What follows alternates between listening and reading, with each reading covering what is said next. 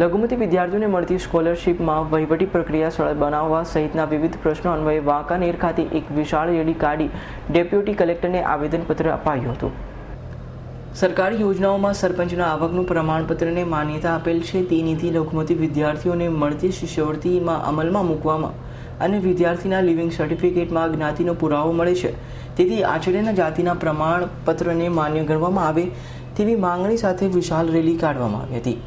આ રેલીમાં કોંગ્રેસના ધારાસભ્ય પીરજાદા, કોંગ્રેસ લઘુમતી સેલના વાઇસ ચેરમેન ઇરફાન પીરજાદાની આગેવાની હેઠળ વિશાળ રેલી યોજ્યા બાદ નાયબ કલેક્ટરને આવેદનપત્ર પાઠવવામાં આવ્યું હતું, જેમાં દેશના પ્રધાનમંત્રી અને મુખ્યમંત્રીને સંબોધીને રજૂઆત કરી હતી કે સરકાર દ્વારા લઘુમતી સમાજની જે સ્કોલરશીપ સહાય ચૂકવવામાં આવે છે તેની વહીવટી પ્રક્રિયા ખૂબ જ જટિલ હોવાથી તે પ્રક્રિયાને સરળ બનાવવામાં આવે તેવી માંગણી કરવામાં આવી હતી. તેમજ ગયા વર્ષના 35 કરોડની રકમની સ્કોલરશીપ ગુજરાતના લઘુમતી સમાજને આપવામાં આવી નથી, જે તાત્કાલિક ચૂકવવામાં આવે. રાજ્ય સરકાર દ્વારા હાઈકોર્ટના ચુકાદાને માન્ય ન રાખીને આ મામલે સુપ્રીમ કોર્ટમાં અપીલ કરી છે, જે અપીલ પરત ખેંચવામાં આવે તેવી માંગ કરી હતી. એટલું જ નહીં, પરંતુ કેન્દ્ર સરકારના લઘુમતી મંત્રાલયના બજેટમાં મોટા પાયે ઘટાડો કરવામાં આવ્યો છે અને લઘુમતી સમાજને મળતી રાહતોમાં પણ ઘટાડો થયો છે.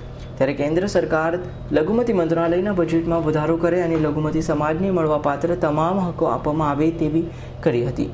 આજે યોજાયેલી રેલી ધારાસભ્ય, લઘુમતી સેલના અગ્રણી ઉપરાંત મોટી સંખ્યામાં લઘુમતી સમાજના લોકો જોડાયા હતા અને આ વિશાળ રેલી શહેરના મુખ્ય માર્ગો પર ફરીને સેવા સદન ખાતે પૂર્ણ કરવામાં આવી હતી, જ્યાં નાયબ કલેક્ટરને આવેદનપત્ર પાઠવીને ઉપરોક્ત તમામ મુદ્દે રજૂઆતો કરવામાં આવી હતી. અને ડેપ્યુટી કલેક્ટર સાહેબને અમે આવેદનપત્ર આપ્યું છે કે જે ભારતના વડાપ્રધાન અને ગુજરાતના મુખ્યમંત્રી શ્રીને સંબોધીને અમે આવેદનપત્ર આપ્યું છે, જેમાં અમારી માંગણી છે કે વહીવટી પ્રક્રિયા, જે લઘુમતી સ્કોલરશીપની વહીવટી પ્રક્રિયા છે, એ વહીવટી પ્રક્રિયા સરળ બનાવવામાં આવે. ઉપરાંત પાછલા વર્ષના લગભગ 35 કરોડ જેટલી રકમ ગુજરાતના લઘુમતી વિદ્યાર્થીઓને શિષ્યવૃત્તિની નથી મળી, પાછલા વર્ષની રકમ ચૂકવવામાં આવે. એ સિવાય ગુજરાત સરકારે ગુજરાત હાઈકોર્ટના હુકમ વિરુદ્ધ સુપ્રીમ કોર્ટમાં અપીલ કરેલી છે લઘુમતી શિષ્યવૃત્તિ વિરુદ્ધ, એ અપીલ પાછી ખેંચવામાં આવે.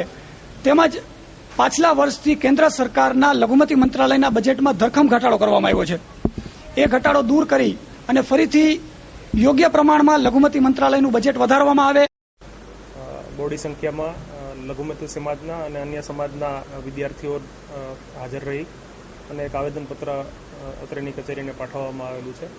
આવેદનપત્રમાં મુખ્ય રજૂઆત એ પ્રકારની છે કે જે માઇનોરિટીના સર્ટિફિકેટ્સ આપવામાં આવે છે, બક્ષીપંથના અને અન્ય પ્રમાણપત્રો આપવામાં આવે છે. એ પ્રમાણપત્રો સરપંચશ્રી, નગરપાલિકા પ્રમુખશ્રી અને અન્ય પદાધિકારીશ્રીઓ દ્વારા જે આપવામાં આવે આવકના અને જ્ઞાતિના પ્રમાણપત્રો, એ પ્રમાણપત્રો છે એ શિષ્યવૃત્તિના હેતુસર માન્ય રાખવા જોઈએ એવી એક એમની રજૂઆત છે. તો આવેદનપત્ર અત્રેથી રિસીવ કરવામાં આવ્યું છે અને યોગ્ય સ્થાને એ રજૂઆતને પૂર્તિ કરવામાં આવશે. રવિ મોટવાણીનો રિપોર્ટ, S9 ન્યૂઝ, મોરબી.